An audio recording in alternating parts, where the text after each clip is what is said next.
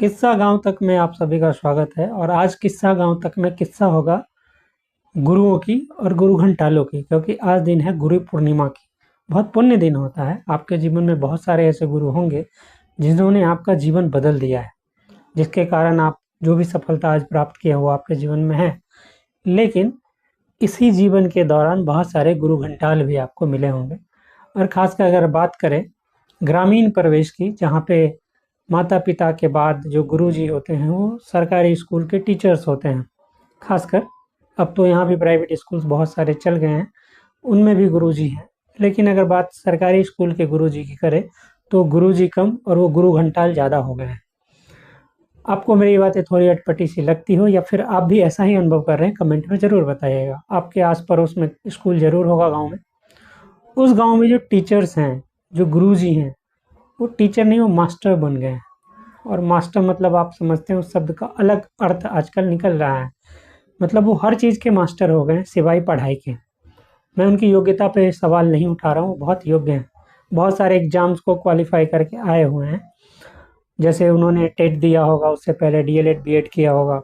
हाँ, उसके बाद फिर जो एग्जाम्स होते हैं बीपीएससी कराती है आजकल बिहार में, और भी स्टेट में अलग अलग संस्थाएं वो कराती है। और उसको क्वालिफाई करने के बाद वो यहाँ आए हैं। लेकिन यहाँ आने के बाद, स्कूल में आने के बाद जो मुख्य कार्य है पढ़ाई का, वो सबसे पीछे रहता है। ये आप अनुभव कर सकते हैं। अगर किन्हीं का बच्चा सरकारी स्कूल में जाता हो तो पता कर लीजिएगा, वो आपको खुद ही आइडिया होगा। नहीं तो किसी सरकारी स्कूल को विजिट कर लीजिए, आपको पता लग जाएगा।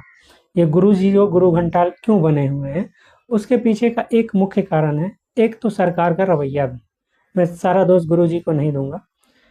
सरकार ने सरकारी स्कूलों में एक व्यवस्था लागू करी भोजन का, मध्याह्न भोजन का। वो व्यवस्था बहुत अच्छी थी, क्योंकि उस समय बहुत सारे लोग ऐसे थे, बहुत परिवार ऐसा था जिनके बच्चे को भरपेट भोजन नहीं मिलता था और उनको स्कूल में आके भोजन मिलता। लेकिन सरकार तो अब राशन भी बांट रही है, करे 80 करोड़ लोगों को भोजन दे रहे हैं। तो जब आप भोजन घर पे दे ही रहे तो यहाँ भोजन देने की क्या ज़रूरत है। वो घर से भी भोजन बना के लाएंगे, क्योंकि वो जो मध्याह्न भोजन है वो सरकारी स्कूल में लूट का अड्डा बन गया है। और मैं फिर कह रहा हूँ कि इसमें सरकार की गलती ज़्यादा है, उन टीचर्स की गलती कम है, क्योंकि उन्होंने, सरकार ने व्यवस्था ही ऐसी बना दी है। अब वो गुरु जो है गुरु घंटाल कैसे बन गए, उसके कई सारे कारण हैं। पहले से जो नया गुरु जी आए हैं वो पढ़ाने के इच्छुक रहते हैं। जो नया नया कोई टीचर बनता है तो उसको लगता है कि पढ़ाना चाहिए। लेकिन पहले से जो बैठे गुरु घंटाल हैं, उनका रवैया देख के ये नए नए गुरु जी भी कहते हैं कि भैया वो जब कर ही नहीं रहे तो मैं क्यों करूं। और ये बात सही भी है। वो कहता है ना, देख के रंग बदलने वाली एक कहावत है कि एक को देख के दूसरा रंग बदलता है, वही बातें हो गई है। तो गुरु घंटाल क्या करते हैं, एक गुरु घंटाल को देख के दूसरा गुरु जी जो आया था वो गुरु घंटाल बन गया।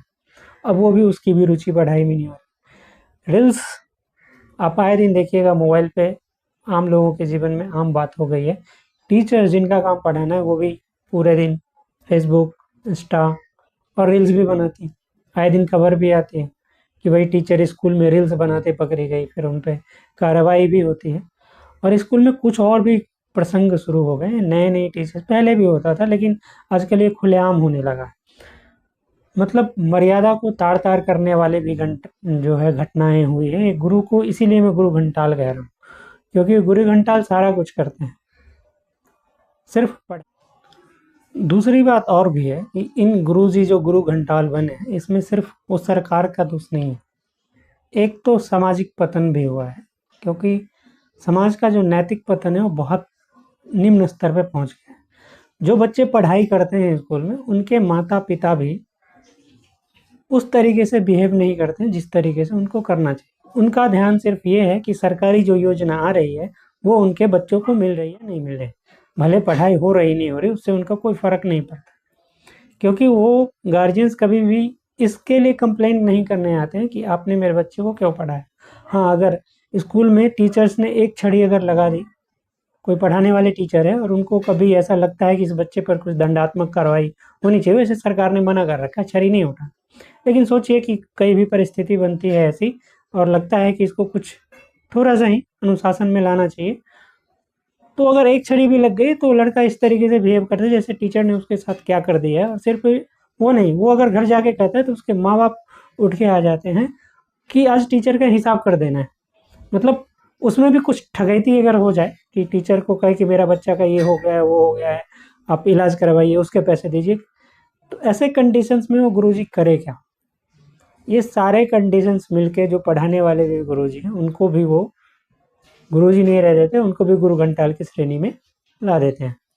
तो और भी कई सारी बातें हैं जो मैं अगले वीडियो में करूँगा कि आखिर सरकारी स्कूल की व्यवस्थाएं जो हैं, ये गुरुजी जो है ये कैसे गुरु घंटाल बन गए हैं, ये अगले वीडियो में मैं बात करूँगा। 2-3 परिस्थितियाँ मैंने बताई, एक सरकार की, एक गार्जियंस की, कुछ टीचर्स की भी। और देखो मुख्य बात तो ये है कि टीचर पढ़ाने हैं तो उनको पढ़ानी चाहिए, लेकिन व्यवस्था और जो माहौल होता है वो भी उनको बिगाड़ देता है। तो कैसे होता है उस पे एक स्टोरी बहुत अच्छी है, वो मैं आपको अगले वीडियो में सुनाऊँगा। तो अगले वीडियो में मिलते हैं उस स्टोरी के साथ। अब बात करते हैं, आपके अपने जीवन में भी कई सारे गुरु घंटाल मिले होंगे। जैसे आपने किसी से कोई राय माँगी, अच्छे तरीके से माँगी होगी कि क्या पता कुछ अच्छी बात मिल जाए, और उस गुरु ने इस तरीके से आपको घुमाया होगा जीवन में कि आप उस मामले में और उलझ गए होंगे। इसलिए गुरु चुनने की जो बात होती है ना, बहुत सोच समझदारी से लोग चुनते हैं। आजकल आध्यात्मिक गुरु वाले भी जितने ये लोग हैं उसमें भी बहुत सारे गुरु घंटाल भी हो गए हैं। तो गुरु घंटालों की कमी नहीं है। गुरु पूर्णिमा पर कुछ अच्छे भी गुरुजी हैं, उनको मेरा प्रणाम है। उनके कारण ही जीवन में बहुत सारे लोगों ने सफलताएँ प्राप्त की है। लेकिन बहुत सारे लोग इन गुरु घंटालों में फँस के अपने जीवन परेशानी में भी लाए हैं। तो आपके जीवन की परेशानी के गुरु घंटालों और अच्छे गुरु जो आपके जीवन में आएँगे उनकी भी चर्चा ज़रूर करिए। कमेंट बॉक्स में बातचीत करेंगे और मिलेंगे अगले वीडियो में किस्सा गाँव का में। धन्यवाद।